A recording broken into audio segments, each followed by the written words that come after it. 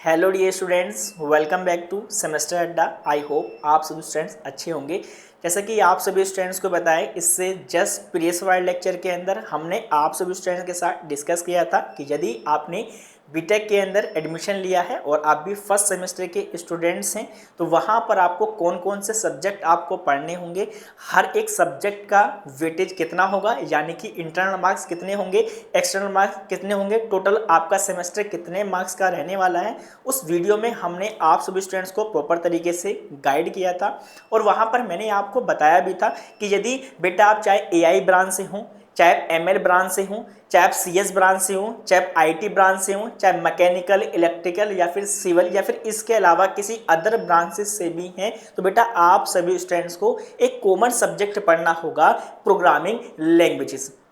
तो ये सब्जेक्ट कौन पढ़ेगा, चाहे बेटा आप आईटी के स्टूडेंट्स हैं तब भी आपको पढ़ना है, आप एआई आपने ले रखा है या फिर आपने एमएल ले रखा है या फिर इसके अलावा आपके पास सीएस है यानी कंप्यूटर साइंस एंड इंजीनियरिंग है, तो उन सभी स्टूडेंट्स को ये सब्जेक्ट पढ़ना होगा। इलेक्ट्रिकल हो, मैकेनिकल हो, है ना, सिविल हो, सभी को ये सब्जेक्ट बेटा यहाँ पर पढ़ना है। अब ये सब्जेक्ट पहले भी हुआ करता था, लेकिन उस समय इस सब्जेक्ट का नाम था कंप्यूटर प्रोग्रामिंग यूजिंग सी, यानी कि वहां पर क्या हम एक ही लैंग्वेज के ऊपर बात करते थे, वो कौन सी थी, प्रोग्रामिंग लैंग्वेज सी। लेकिन यहां पर नाम क्या है, प्रोग्रामिंग लैंग्वेजेस, यानी कि यहां पर हम क्या पढ़ेंगे, एक से ज्यादा लैंग्वेजेस पढ़ेंगे। यानी कि इस सब्जेक्ट में टोटल अगर मैं आपसे कहूं तो बेटा टोटल आपको पढ़नी है 5 यूनिट।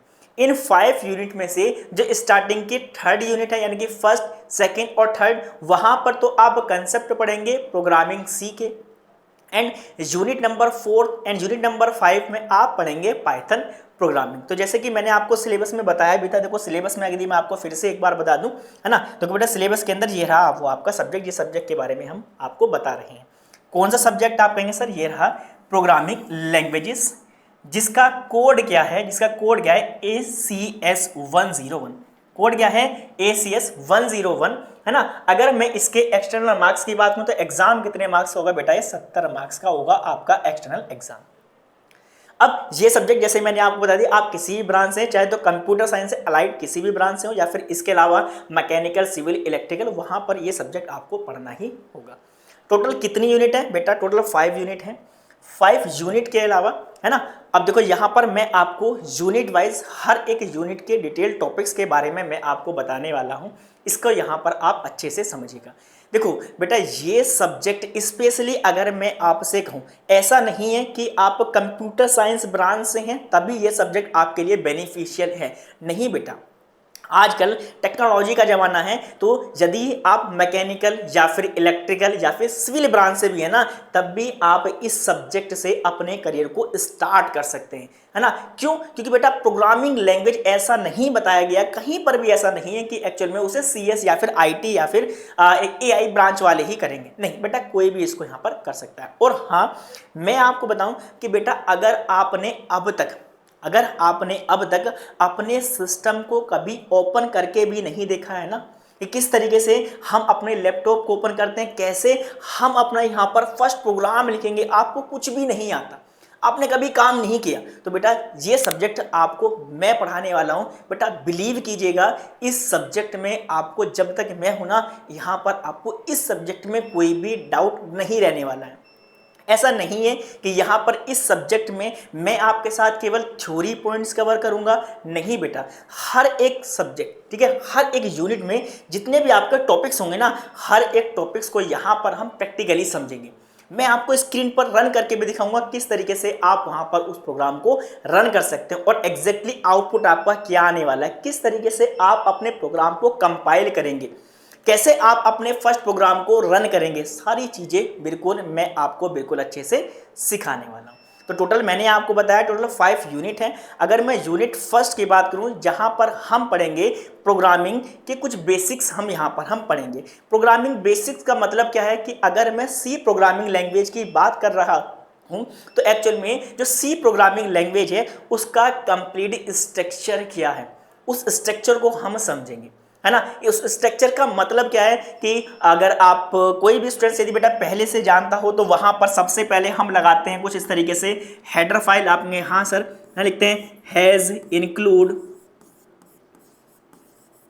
हैज़ इंक्लूड stdio.h, है ना। इसके बाद हम लगाते हैं सर यहाँ पर मेन फंक्शन। इसके बाद क्या है सर, यहाँ पर हम लगाते हैं अपना मेन फंक्शन, लिखते हैं यहाँ पर void मेन, है ना।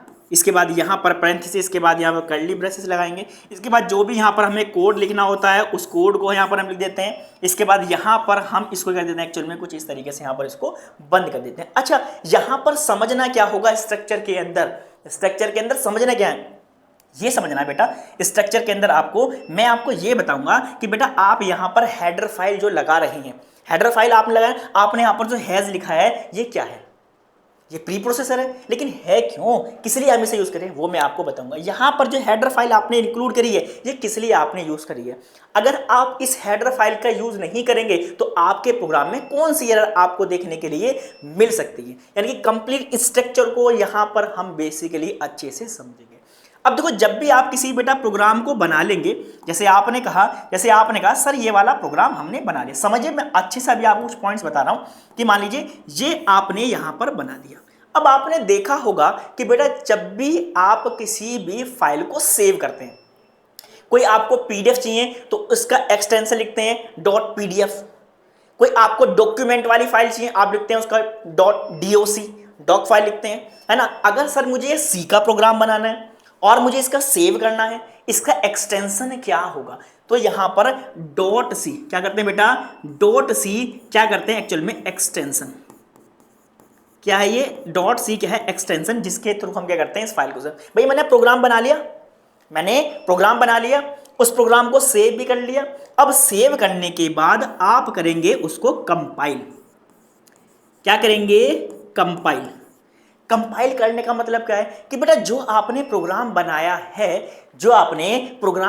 है, क्या सर उस प्रोग्राम के अंदर कोई एरर तो नहीं है। वो जो प्रोग्राम हमने बनाया है सर उस प्रोग्राम के अंदर कोई एरर तो नहीं है। अगर एरर क्या मिल जाए, आपको 0 मिल जाए, वहां पर मैं आपको बताऊंगा कैसे आप वैल्यू को वहां पर एरर आप चेक करेंगे। यदि एरर की वैल्यू क्या मिल जाए, 0 मिल जाए, इट मींस ये जो आपने प्रोग्राम बनाया है इस प्रोग्राम के अंदर कोई भी एरर यहां पर एग्जिस्ट नहीं करती है।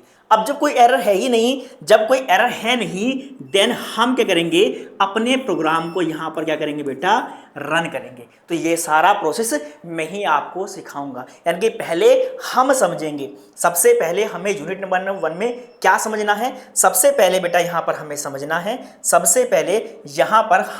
है स्ट्रक्चर ऑफ सी प्रोग्राम। यानी कि सी प्रोग्राम का ये जो कंप्लीट में स्ट्रक्चर आपको बता रहा हूं ना, ये जो स्ट्रक्चर मैंने आपको बनाया इसमें यहां पर हर एक कीवर्ड का मीनिंग क्या है, क्या यहां पर हैज हम क्यों लिख रहे हैं, क्या वॉइड की जगह यहां पर हम कोई दूसरा एक्सेस मॉडिफायर यूज कर सकते हैं या फिर नहीं।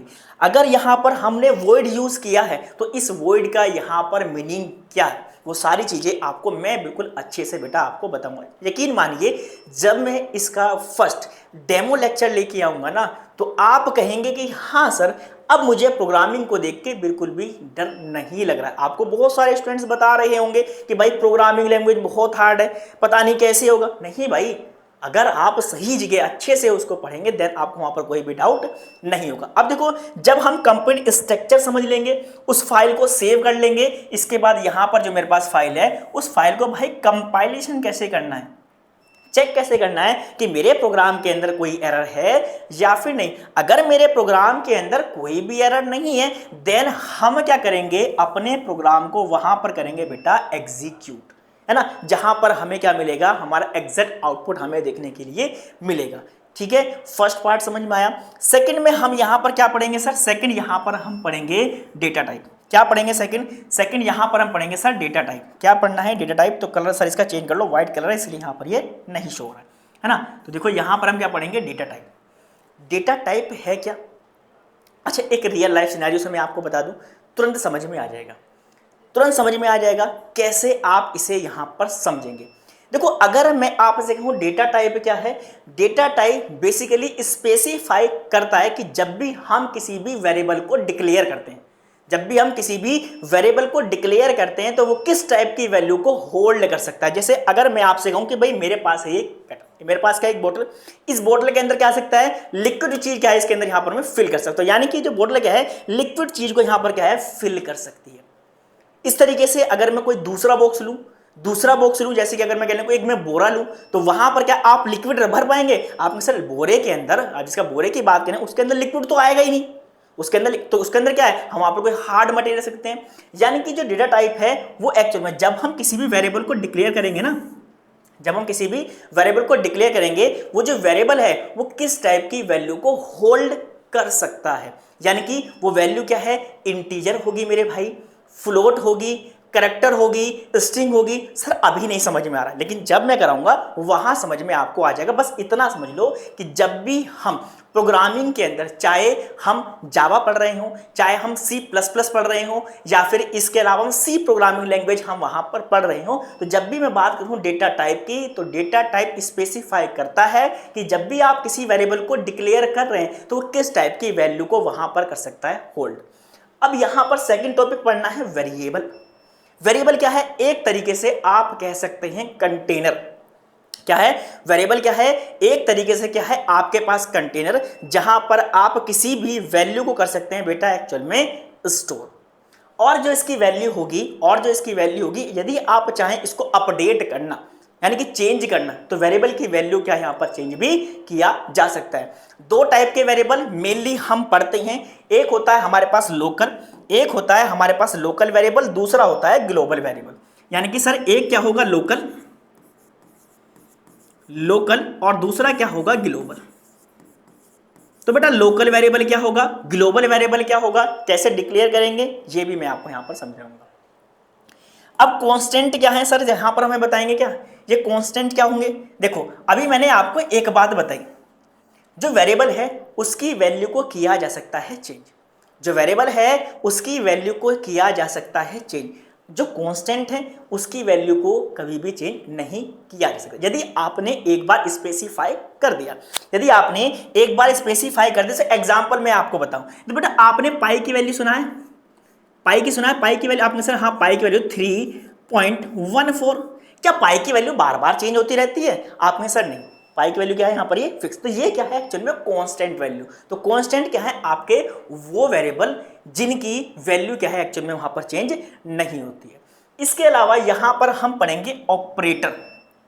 क्या पढ़ेंगे बेटा, इसके बाद यहां पर इसी यूनिट में हमें पढ़ना होगा ऑपरेटर। अब ये भाई ऑपरेटर क्या है, तो बेटा अगर आपने मैथ पढ़ा है ना, वहां पर डिफरेंट टाइप की कैलकुलेशन भी करी है। बस इतना समझ लो कि जो ऑपरेटर हैं वो क्या होते हैं, हमारे पास स्पेशल टाइप का सिंबल। ऑपरेटर क्या है, हमारे पास स्पेशल टाइप का सिंबल, जिनका यूज हम किसी भी ऑपरेंड पर कोई भी ऑपरेशन परफॉर्म करने के लिए करते हैं। यानी कि अगर मैं आपसे कहूं, देखो बेटा आपने सब सुना होगा, जो बात मैं आपको बताऊंगा सारी आपको पता होंगी। जैसे अगर मैं आपसे कहूं प्लस या फिर माइनस, है ना, या फिर मल्टीप्लाई, या फिर डिवाइड, या फिर मॉडुलस, है ना, या फिर इसके अलावा लेस देन, है ना, या फिर ग्रेटर देन, या फिर इक्वल टू, या फिर असाइनमेंट, ये सभी क्या है हमारे पास ऑपरेटर हैं। तो डिफरेंट टाइप्स के ऑपरेटर्स के बारे में हम पढ़ेंगे। अर्थमेटिक क्या होंगे, रिलेशनल क्या होंगे, लॉजिकल क्या होंगे, वो हम यहाँ पर आगे डेप्थ में उसको यहाँ पर हम कवर करेंगे। इसके अलावा सर दो चीज आप मुझे बता दो। सर यहाँ से थोड़ा सा मैं हटा दूं बेटा, थोड़ी सी चीजें मैं यहाँ से हटा दूं, इससे आप इसको और अच्छे से समझ पाएं। आपने सर बिल्कुल सर यहाँ से हटा दी, थोड़ी चीजें आप यहाँ से रफ कर दीजिए। चलो बेटा यहाँ से मैं कुछ चीजें यहाँ से थोड़ी सी हटा देता हूँ, जिसको हम यहाँ से हम समझ सकें। देखो एक बात समझो, इनपुट और आउटपुट, यानी कि अगर आउटपुट का मतलब क्या है, कि बेटा आप यदि कोई भी रिजल्ट, कोई भी आप चाहते हैं रिजल्ट को डिस्प्ले कराना, उसके लिए आप यूज करते हैं किसका, आउटपुट फंक्शन का। किसका यूज करेंगे, आउटपुट फंक्शन। तो वहां पर क्या है हमारे पास ये प्रिंटफ, कौन सा यूज करते हैं भैया, प्रिंट एफ। यदि आपने यहां पर लिख दिया, यहां पर ये हेलो, तो एग्जैक्टली आपको आउटपुट में क्या मिल जाएगा, हेलो। अब इनपुट क्या होगा, आपने सर इनपुट वो वैल्यू जिसे हम एक्चुअल में यूजर से लेना चाहते हैं, है ना। इनपुट की अगर मैं बात करूं, इनपुट, है ना। अच्छा यहाँ पर कलर चेंज नहीं हुआ भाई, हो जा। ओके चलो, अगर मैं आपसे कहता हूं इनपुट किससे, रन टाइम पर, यहां लिखेंगे रन टाइम, रन टाइम पर यूजर से वैल्यू लेने के लिए, रन टाइम पर यूजर से वैल्यू लेने के लिए, वैल्यू लेने के लिए हम यूज करते हैं किसका, इनपुट का। तो भाई कौन सा फंक्शन यूज करते हैं, वहां पर हम यूज करते हैं स्कैनफ, SCAN, स्कैन और एफ। कौन सा यूज करते हैं भैया, स्कैनफ फंक्शन हम वहां पर यूज करते हैं। अच्छा ये सर किस हेडर फाइल पर काम करता है, ये दोनों किस हेडर फाइल पर काम करते हैं सर, आपने एक बात अभी बताई थी, आपने एक बात अभी हमें बताई थी, है ना। ये सारी चीजें मैं यहां से हटा देता हूं। एक बात आपने अभी लिखा था, क्या लिखा था आपने, हैज इंक्लूड stdio.h,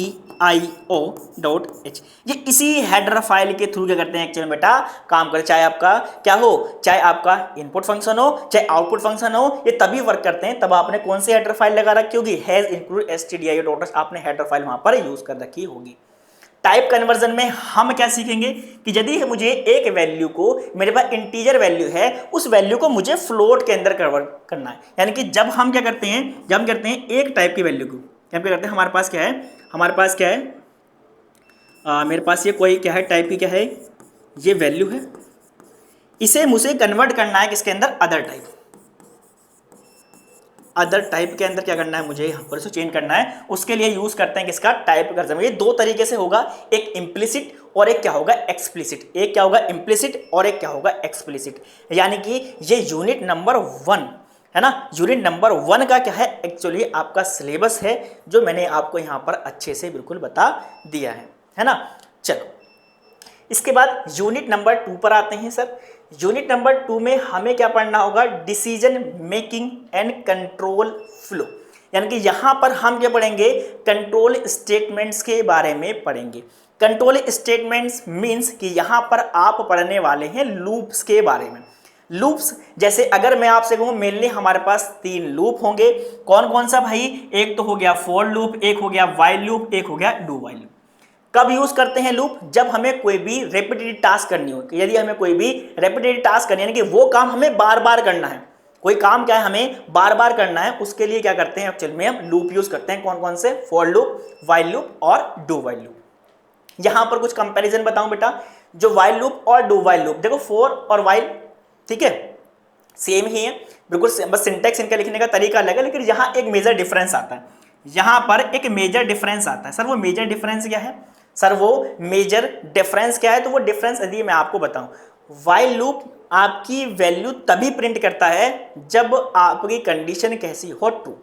कब करता है, यदि कंडीशन क्या है ट्रू, देन ये किसी भी वैल्यू करेगा प्रिंट। लेकिन जो डू व्हाइल लूप है, यदि आपकी कंडीशन फॉल्स है ना, यदि आपकी कंडीशन फॉल है ठीक है, तब भी क्या करेगा, एक बार लूप को एग्जीक्यूट करेगा। ये यहां पर मेजर डिफरेंस है। जब यहां पर इससे रिलेटेड मैं आपको प्रोग्राम कराऊंगा, देन वहां पर ये कंसेप्ट तब आपको और अच्छे से समझ में आ जाएगा। ब्रेक एंड कंटिन्यू हम कब यूज करते हैं, कंटिन्यू मेनली हम करते हैं स्किप करने के लिए, स्किप करने के लिए जो भी हमारे पास करंट क्या होगी, इटरेशन होगी, उसको स्किप करने के लिए हम यूज करते हैं किसका, कंटिन्यू का। और यदि मैं आपसे कहूं ब्रेक, तो लूप को टर्मिनेट, लूप को इमीडिएट टर्मिनेट करने के लिए, लूप को इमीडिएट टर्मिनेट करने के लिए हम यूज करते हैं बेटा किसका, ब्रेक स्टेटमेंट का। बेटा मैं आपसे बता रहा हूं ना, जब ये कंसेप्ट मैं आपको बताऊंगा ना, आप कहेंगे सर ये एक्चुअल में ये सर इससे रिलेटेड तो कोई सा प्रोग्राम बनवा लो, क्योंकि बेटा एक्चुअल में प्रोग्रामिंग के अंदर आपके लिए सबसे ज्यादा इंपॉर्टेंट चीज जो रोल प्ले करती है वो होता है आपके लॉजिक। यदि आपकी लॉजिक बिल्डिंग अच्छी है, यदि आप उस प्रॉब्लम को अच्छे से आइडेंटिफाई कर पा रहे हैं कि एक्चुअली में मुझसे पूछा क्या गया है, और उसको फॉलो करने के लिए, उसको सोल्व करने के लिए मैं यहाँ पर कौन सा कंसेप्ट अप्लाई कर सकता हूँ, क्या वो मेरा फॉर लूप से ज़्यादा अच्छा काम करेगा, व्हाइल लूप से ज़्यादा अच्छा काम करेगा, या फिर डू व्हाइल लूप से वो क्या करेगा, मेरा यहाँ पर अच्छे से काम करेगा। क्लियर। इसके बाद यहां पर मैं आपको फंक्शन के बारे में बताऊंगा। फंक्शन क्या है, बस एक छोटी सी डेफिनेशन है। फंक्शन क्या है, फंक्शन क्या है आपने सर, फंक्शन सर फंक्शन क्या है हमारे पास, क्या है आपके sir, block of code. Function क्या हमारे पास, एक छोटी डेफिनेशन, फंक्शन क्या होता है हमारे पास, ब्लॉक ऑफ कोड। सिंपल सी डेफिनेशन, फंक्शन क्या होगा, हमारे पास एक ब्लॉक ऑफ कोड होता है जिसको हम जब चाहें क्या कर सकते हैं, उसको कॉल कर सकते हैं। तो भैया फंक्शन की डेफिनेशन क्या होगी हम समझेंगे, कैसे हम फंक्शन को क्रिएट कर सकते हैं, क्रिएट करने के बाद यदि हम उस फंक्शन को कॉल करना चाहते हैं तो भाई कैसे कर सकते हैं, कोई वैल्यू हमारा फंक्शन किस तरीके से रिटर्न करेगा, कैसे हम वैल्यू को वहां पर रिटर्न करा सकते हैं, है ना। कॉल बाय वैल्यू क्या होगा, कॉल बाय रेफरेंस क्या होगा, ये भी मैं आपको सिखाऊंगा। इसके अलावा रिकर्जन क्या होगा, रिकर्जन क्या होगा आपको सर, रिकर्जन मैंने सुना है, रिकर्जन क्या है सर, एक ऐसा फंक्शन, रिकर्जन क्या है, एक ऐसा फंक्शन जो अपने आप को खुद बार बार क्या करता रहता है, कॉल करता रहता है। तो उसके लिए दो प्रोग्राम्स जो मोस्ट इंपोर्टेंट हैं आप सभी स्टूडेंट के लिए, मैं आपको बताऊंगा फैक्टोरियल, कि आप किसी भी नंबर का फैक्टोरियल कैसे निकाल सकते हैं। एक होता है हमारे पास फिबोनाची, है ना, फिबोनाची सीरीज, फिबोनाची सीरीज किस तरीके से मेरा वर्क करेगी, कैसे हम उसको इंप्लीमेंट करेंगे सर, बिल्कुल इतने सिंपल स्टेप से बताऊंगा ना कि आप ना एक बार पढ़ने के बाद जब चाहे जहां चाहे कोई भी आपसे पूछ लेना, आप उसे नहीं भूलने के। एक तरीके से नहीं कराऊंगा, एक से ज्यादा तरीके से मैं आपको कराऊंगा, है ना। ऐसे नहीं कि बस मैंने एक प्रोग्राम आपको करा दिया और आपने क्या वो प्रोग्राम आप गए और आपने चैट जीपीटी ओपन किया, वहां पर गया, अरे सर ये वाला प्रोग्राम तो यहाँ मिल गया। अरे बेटा एक अप्रोच से कोई करना है, एक अप्रोच से कोई करना है भैया, एक से अलग अलग तरीके से हमें करके देखना है, कैसे कैसे हम उसको कर सकते। हमारा मेन टास्क क्या है, हमारा मेन टास्क क्या है बेटा, हमारा मेन टास्क है कि जब भी हम किसी भी प्रोग्रामिंग को सीखेंगे, चाहे हमें सी प्रोग्रामिंग सीखनी हो, चाहे पाइथन सीखनी हो, चाहे जावा सीखनी हो, सबसे ज्यादा इंपॉर्टेंट चीज है वो है मेरे लिए लॉजिक बिल्डिंग। अगर मेरा लॉजिक बिल्डिंग सही है देन वहां पर मैं चीजों को कर सकता हूं बिल्कुल अच्छे से वहां पर सोल्व। तो सेकंड यूनिट भी समझ में आया। थर्ड यूनिट जो उसमें हम पढ़ेंगे एडवांस प्रोग्रामिंग कंसेप्ट के बारे में। यहां पर क्या पढ़ेंगे भैया, एरे के बारे में पढ़ेंगे। एरे क्या है, तो आपने sir array is a collection of similar type of data, अभी कुछ नहीं समझ में आया। एरे क्या है, आप कह सकते हैं सर एरे क्या है, एक तरीके से हम कह सकते हैं एक वेरिएबल ही है, लेकिन इसके अंदर एक वेरिएबल के अंदर हम एक से ज्यादा सेम टाइप की वैल्यू को कर सकते हैं स्टोर। तो कैसे हम एरे को करते हैं बेटा, डिक्लेरेशन। यदि मुझे यूजर से इनपुट यहां पर वैल्यू करानी है तो कैसे कराएंगे, यदि मुझे अपना आउटपुट डिस्प्ले कराना है तो कैसे कराएंगे, ट्रैवर्सल यानी कि एरे के हर एक एलिमेंट को मैं एटलीस्ट एक बार करना चाहता हूं विजिट। मेरे एरे के अंदर जितने भी एलिमेंट्स हैं यदि उन एलिमेंट्स को मैं एटलीस्ट एक बार करना चाहता हूं विजिट, तो यहां पर हम उसे किस तरीके से कर सकते हैं।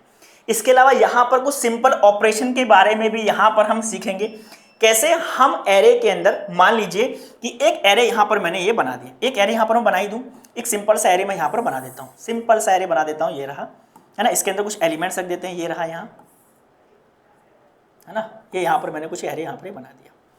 अब देखो यहां पर जैसे मैं लिखा 10, यहां लिखा 20, यहां लिखा 30, यहां लिखा 80, तो ये जो मेरे पास एरे दे रखा है, यदि इस एरे में से मुझे मैक्सिमम निकालना है, आपने सर मैक्सिमम, जो मेरे पास मैक्सिमम है वो क्या है, मेरे पास 80, तो भैया इस वैल्यू को आप निकालेंगे कैसे, with the help of programming. आपको मिनिमम एलिमेंट निकालना है, आपने कहा सर देखो 10 हो गया मेरे पास ये मिनिमम, तो कैसे निकालेंगे। यदि आपको इन सभी एलिमेंट का सम निकालना है, सारे एलिमेंट आपको जोड़ने हैं, तो आप कैसे करेंगे। आपको एवरेज निकालना है तो कैसे कर सकते हैं। तो यानी कि जो सिंगल यानी कि जो वन डायमेंशन एरे होगा वहां पर कुछ बेसिक ऑपरेशन हम सीखेंगे, कैसे हम उस एरे के अंदर से मैक्सिमम एलिमेंट को निकाल सकते हैं, कैसे मिनिमम एलिमेंट को निकाल सकते हैं। अब एरे के अंदर जितने मेरे एलिमेंट्स हैं यदि मैं उनका सम या फिर एवरेज कैलकुलेट करना चाहता हूं तो हम उसे किस तरीके से कर सकते हैं। इसके अलावा स्ट्रिंग पढ़ेंगे। स्ट्रिंग क्या है, आपने सर स्ट्रिंग की एक सिंपल सी डेफिनेशन हमने कुछ स्टूडेंट्स तो ऐसे होंगे जो सीबीएसई बोर्ड की मैं अगर बात करूं तो जो सीबीएसई बोर्ड वाले स्टूडेंट्स हैं वो प्रोग्रामिंग वाला कंसेप्ट पढ़ लेते हैं 10th क्लास के अंदर ही, तो उनको पता होगा स्ट्रिंग। तो आपने सर स्ट्रिंग क्या है, string is a sequence of character. String क्या है, सीक्वेंस ऑफ कैरेक्टर, यानी कि अगर मैंने कुछ इस तरीके से लिख दिया, यदि मैंने कुछ ऐसे लिख दिया बेटा, यदि मैं लिख दिया यहाँ पर हेलो, क्या लिख दिया हेलो, तो ये क्या बन गया मेरे पास स्ट्रिंग बन। क्यों, यहाँ पर एक कैरेक्टर है क्या, यहां पर केवल एच ही है, आपने सर नहीं एक से ज्यादा कैरेक्टर हैं, यानी कि HELL, यानी कि एच एक अलग कैरेक्टर, ई एक अलग कैरेक्टर, और मैंने इन कैरेक्टर को एक साथ कर दिया कंबाइंड, तो क्या बन गया मेरे पास स्ट्रिंग। स्ट्रिंग के यहां पर मैं आपको बताने वाला हूं मेथड, कौन कौन से मेथड यहां पर हम समझेंगे। गेट, कैसे स्ट्रिंग को गेट कर सकते हैं, कैसे वहां पर पुट कर सकते हैं किसी भी नए एलिमेंट को, कैसे हम अपनी स्ट्रिंग की लेंथ, यानी कि इस स्ट्रिंग के अंदर टोटल नंबर ऑफ कैरेक्टर्स कितने हैं, यदि आप चेक करना चाहते हैं जो स्ट्रिंग आपने बनाया उसकी कंप्लीट लेंथ कितनी है, लेंथ कितनी है आप उसको वहां पर चेक कर सकते हैं। स्ट्रिंग कॉपी यानी कि यदि आप इसकी जैसी एक और कॉपी बनाना चाहते हैं तो आप कैसे बना सकते हैं। स्ट्रिंग कंपैरिजन यानी कि यदि आप दो स्ट्रिंग को कंपेयर करना चाहते हैं कि ये दोनों स्ट्रिंग एक्चुअल में इक्वल हैं या फिर नहीं है, उसके लिए हम यूज करते हैं किसका, कंपैरिजन का। ठीक है, कंपैरिजन कैसे करेंगे, कॉपी कैसे करेंगे, लेंथ कैसे कैलकुलेट करेंगे। इसके अलावा यहां पर मैं आपको एक स्लाइसिंग मेथड भी सिखाऊंगा। कैसे होगा बेटा, स्लाइसिंग मेथड, जो बहुत ज्यादा यहां पर जरूरी है। अब यहां पर हम समझेंगे पॉइंटर के बारे में। पॉइंटर के देखो, एक मैं कुछ इस तरीके से एग्जांपल से बताऊं तब आपको समझ में आ जाएगा। जैसे जैसे भाई आप दो व्यक्ति हैं, एक तो आप हैं, है ना, कलर चेंज कर दें भैया, कलर चेंज कर दें, कलर। एक तो आप हैं और एक है ये आपके भैया। ठीक है, ये तो आप हो गए, यानी कि ये तो आप हो गए, आप हो गए, ये आपका फ्रेंड हो गया। आपको जाना है अंकित के घर, आपको जाना है अंकित के घर। किसके जाना भैया, अंकित के घर आपको जाना है, लेकिन आप अंकित के घर का पता नहीं जानते।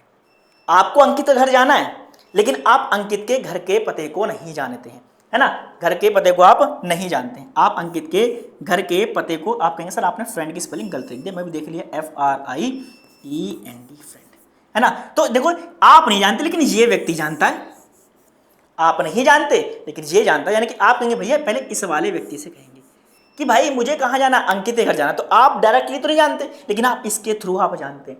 यानी कि जो जब भी आप किसी भी वेरिएबल को डिक्लेयर करेंगे, जब भी आप किसी भी वेरिएबल को डिक्लेयर करेंगे, सपोज कीजिए आपने वेरिएबल डिक्लेयर किया इंटीजर a इक्वल टू 20। अब ये जो आपने डिक्लेयर किया है ये एक्चुअल में वैल्यू कहीं ना कहीं पर तो एग्जिस्ट कर रही होगी भाई, ये वैल्यू कहीं ना कहीं तो होगी, मेमोरी के अंदर कहीं ना कहीं तो इसने स्पेस लिया होगा, मेमोरी के अंदर इसने कहीं ना कहीं तो स्पेस लिया होगा। आपने कहा सही है सर। देखो यदि सर मैं यहां पर क्या बना दूं, मैं यहां पर क्या बना दूं, एक्चुअल में मैं यहां पर ये बनाया तो मेमोरी स्टैक। तो ए क्या है मेरे पास, ये वेरिएबल, और 20 क्या है मेरे पास, ये वैल्यू। और यहां पर एड्रेस यदि मैं इसका डिफाइन कर दूं 202F, है ना, ये क्या है एक्चुअल में एड्रेस, ये क्या है एड्रेस, एड्रेस, है ना। तो यानी कि पॉइंटर क्या है, पॉइंटर बेसिकली हम यूज करते हैं किसी भी वेरिएबल के एड्रेस को स्टोर करने के लिए। यानी कि अगर मुझे इस वैल्यू का एड्रेस स्टोर करना है, यानी कि मुझे ये वैल्यू स्टोर करनी है, ये वैल्यू स्टोर करनी है, मुझे इसके लिए चाहिए क्या होगा, पॉइंटर। कैसे डिक्लेयर करेंगे भैया, जो उसका टाइप है, जैसे मेरे पास क्या है इंटीजर, तो लिखा है इंटीजर PTR, ठीक है, ये इंटीजर मैंने कह दिया, यहाँ पर PTR लिख दिया, इसके आगे लगा देंगे यहाँ पर क्या है एस्टिक और इक्वल टू M%। किसका एड्रेस स्टोर करना है, ए का एड्रेस स्टोर करना है, तो कुछ इस तरीके से एड्रेस हम स्टोर करेंगे, है ना। तो बेटा बस अभी आप ही समझ लो कि यहाँ पर मैंने लिखा क्या है। मुझे पता है अभी चीजें थोड़ी कम समझ में आ रही होगी, क्योंकि अभी तो हमें ठीक से सर वेरिएबल डिक्लेयर ही करना नहीं आता। अभी तो सर पहले वेरिएबल डिक्लेयर करना नहीं आता, सर इसका एड्रेस कैसे स्टोर कर लें, इसके एड्रेस पे कैसे हम चले आए। कोई बात नहीं बेटा, बेसिक से सीखेंगे, बिल्कुल बेसिक से सीखेंगे, सारी चीजें यहाँ पर हम अच्छे से कवर करेंगे। इसके अलावा यहाँ पर मैं आपको स्ट्रक्चर के बारे में पढ़ाऊंगा और यहाँ पर कुछ फाइल हैंडलिंग से रिलेटेड यहाँ पर हम पढ़ेंगे कंसेप्ट। तो ये फर्स्ट, सेकंड और थर्ड यूनिट में आपको पढ़ना होगा। फर्स्ट, सेकंड, थर्ड यूनिट में आपको कंसेप्ट पढ़ने होंगे सी प्रोग्रामिंग से रिलेटेड। यूनिट नंबर 4 से आ जाता है आपका पाइथन प्रोग्रामिंग, जिसमें फर्स्ट यूनिट में हमें पढ़ना होगा पाइथन प्रोग्रामिंग के इंट्रोडक्शन के बारे में। यानी कि सबसे पहले हम समझेंगे पाइथन प्रोग्रामिंग का यूज हम कहां कहां करते हैं। तो आप कहेंगे सर हम एआई के अंदर यूज करते हैं, आर्टिफिशियल इंटेलिजेंस में यूज करते हैं, डेटा साइंस में यूज करते हैं, वेब ऑटोमेशन में करते हैं, तो किस तरीके से करते हैं वो मैं आपको वहां पर समझाऊंगा। इस तरीके से जब हमने डिस्कस किया था सी प्रोग्रामिंग लैंग्वेज, तो वहां पर कंसेप्ट हमने पढ़ा था वेरिएबल के बारे में, तो यहां पर हम पाइथन के अंदर भी वेरिएबल के बारे में समझेंगे, डेटा टाइप्स के बारे में समझेंगे, है ना, प्रिंट किस तरीके से हमें वैल्यू करानी है, यूजर से इनपुट हमें किस तरीके से लेना है, कौन कौन से ऑपरेटर यहां पर हम यूज करते हैं, बिल्कुल सेम कंसेप्ट हम यहां पर भी पढ़ने वाले हैं। क्लियर। एंड इसके अलावा यहां पर अगर मैं आपसे कहूं तो यहां पर कंसेप्ट हम पढ़ेंगे पाइथन कंट्रोल फ्लो के बारे में। जैसे वहां पर कंट्रोल फ्लो स्टेटमेंट्स पढ़ा था ना, तो यहां पर भी हम पढ़ेंगे, जैसे इफ एल्स स्टेटमेंट के बारे में पढ़ेंगे, लूप्स भी हम यहाँ पर पढ़ेंगे, जैसे फॉर लूप हो गया, व्हाइल लूप हो गया। यहाँ पर डू व्हाइल लूप डायरेक्टली नहीं होता, लेकिन हम उसे खुद से कंस्ट्रक्ट कर सकते हैं। कैसे कंस्ट्रक्ट करेंगे वो आपको मैं सिखाऊंगा। फंक्शन भी यहाँ पर हम पढ़ेंगे, कैसे हम फंक्शन को डिफाइन करते हैं, उसके लिए हम डेफ क्या करते हैं एक्चुअल में कीवर्ड, ये क्या हमारे पास है कीवर्ड, ये क्या हमारे पास कीवर्ड जिसका हम यूज करते हैं, ये क्या हमारे पास कीवर्ड जिसका हम यूज करते हैं फंक्शन को डिफाइन करने के लिए, है ना। उसके बाद कैसे हम फंक्शन से वैल्यू को रिटर्न कराएंगे, डिफॉल्ट आर्गुमेंट किस तरीके से वहां पर हम पास करेंगे, सारी चीजें मैं सिखाऊंगा बेटा। कुछ भी नहीं आता ना, मैंने आपसे कहा ना, अगर आपको प्रोग्रामिंग लैंग्वेज कुछ भी नहीं आ रहा, आपने पहले कभी कुछ भी नहीं पढ़ा बेटा, मैं आपको बिल्कुल यहाँ पर सारी चीजें बिल्कुल यहाँ पर मैं आपको अच्छे से सिखाऊंगा, बिल्कुल यहाँ पर सारी चीजें यहाँ पर मैं आपको बिल्कुल अच्छे से कराने वाला हूँ। क्लियर, इतना समझ में आ गया। चलो यूनिट नंबर 5 जो लास्ट यूनिट है वो मैं आपको बता देता हूँ। यहां पर हम पढ़ेंगे Python data structure and emerging application के बारे में, ठीक है ना। अब देखो यहां पर डेटा स्ट्रक्चर, जैसे अगर मैं आपसे कहूं, आपने कंसेप्ट पढ़ा होगा, लिस्ट हो गया, टपल हो गया, डिक्शनरी हो गया। देखो जैसे लिस्ट मुझे क्रिएट करनी है, तो लिस्ट क्या है, एक तरीके का डेटा स्ट्रक्चर जहां पर आप एक सिंगल वेरिएबल में, डिफरेंट टाइप की वैल्यू को क्या कर सकते हैं, स्टोर कर सकते हैं। यानी कि आप एक सिंगल वेरिएबल में आप चाहे तो इंटीजर वैल्यू, आप चाहे फ्लोट वैल्यू, आप चाहे कैरेक्टर वैल्यू, आप चाहे स्ट्रिंग वैल्यू, आप वहां पर कर सकते हैं स्टोर। इसको रिप्रेजेंट करते हैं भैया किसके थ्रू, स्क्वायर ब्रैकेट के थ्रू। ऐसे ही होता है टपल, ऐसे क्या होता है हमारे पास टपल। और भाई टपल को जब भी हम रिप्रेजेंट करते हैं वो करते हैं हम किसके थ्रू, पैरेंथेसिस के थ्रू। और जो डिक्शनरी हो या फिर सेट हो, इसको हम रिप्रेजेंट करते हैं किसके थ्रू एक्चुअल में कर्ली ब्रेसेस के थ्रू। डिक्शनरी के अंदर जब भी हमें किसी भी वैल्यू करना होता है स्टोर, डिक्शनरी के अंदर जब भी हमें किसी भी वैल्यू करना होता है स्टोर, देन हम यूज करते हैं इसमें की वैल्यू पेयर में। किसमें स्टोर करते हैं भाई, यहां लिख भी देता हूं, यहां पर क्या होगा हमारे पास एक होगा की, और उससे अपोजिट क्या होगा मेरे पास यहां पर ये वैल्यू होगी। और जो सेट होगा उसमें हमेशा स्टोर करते हैं हम यूनिक वैल्यू, यानी कि यहां पर कोई भी डुप्लीकेट वैल्यू आपका एग्जिस्ट नहीं करता है। थ्योरी तो थ्योरी, जब मैं कंसेप्ट आपको प्रोग्रामिंग करना सिखाऊंगा ना, जब आप कोड बनाना सिखाएंगे, पहली बार तो लगेगा सर इतना बड़ा कोड कैसे याद करना। अरे कोड याद करने की जरूरत नहीं होती बेटा, कोड को तो हम समझते हैं, ये एक्चुअल में वर्क कैसे कर रहा है। अगर आपने एक बार, मैंने आपसे बार बार बोल रहा हूं बेटा, अगर आपने एक बार लॉजिक बिल्डिंग ठीक से सीख लिया, देन आपको उसके बाद कोई भी डाउट नहीं रहने वाला। यहां पर कुछ बेसिक ऑपरेशन भी यहां पर हम सीखेंगे, जैसे लिस्ट पर कौन कौन से या फिर टपल डिक्शनरी पर कौन कौन से ऑपरेशन यहां पर हम परफॉर्म कर सकते हैं, उन ऑपरेशन के बारे में मैं आपको बताऊंगा। सेम कंसेप्ट जैसे हमने पढ़ा था सी प्रोग्रामिंग के अंदर फाइल हैंडलिंग के अंदर, सेम कंसेप्ट यहां पर हम पढ़ेंगे पाइथन के अंदर फाइल हैंडलिंग, जहां पर यदि मैं किसी भी फाइल से डेटा को रीड करना चाहता हूं तो कैसे मैं उस डेटा को वहां से रीड कर सकता हूं। अगर मैं चाहता हूं वो डेटा है मुझे वहां पर राइट करना है किसी फाइल के अंदर, तो कैसे उस फाइल के अंदर मैं डेटा को राइट कर सकता हूं। तो वो सारी चीजें यहां पर हम सीखेंगे। इसके अलावा यहां पर हम कुछ लाइब्रेरीज के बारे में समझेंगे, जैसे यहां पर सबसे पहले हम पढ़ेंगे नमपाई। यदि आपको कोई भी मैथमेटिकल कैलकुलेशन करना है, नमपाई कब यूज करते हैं, जब आपको कोई भी मैथमेटिकल कैलकुलेशन परफॉर्म करना होगा, देन आप यूज करेंगे नमपाई।